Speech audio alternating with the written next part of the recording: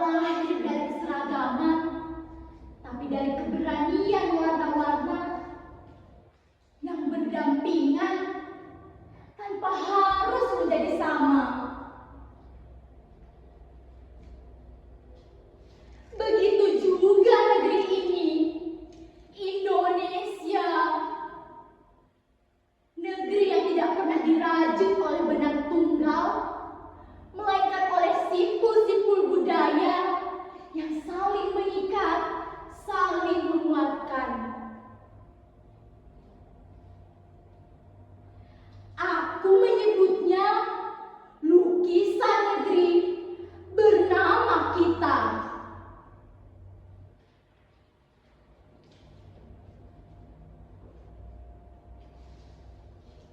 Lihatlah, dari nada-nada kecapi di Kalimantan Tengah hingga tifa yang menggetarkan tanah Papua.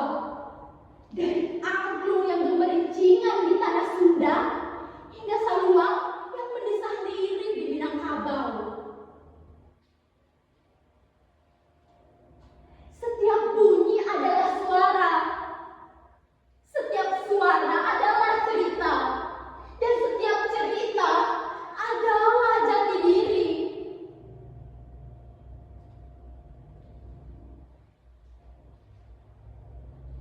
Namun, apa yang akan terjadi ketika suara-suara ini tak mau mendengarkan satu sama lain? Ketika telinga hanya mau menerima yang serupa, dan hati mulai menolak yang berbeda.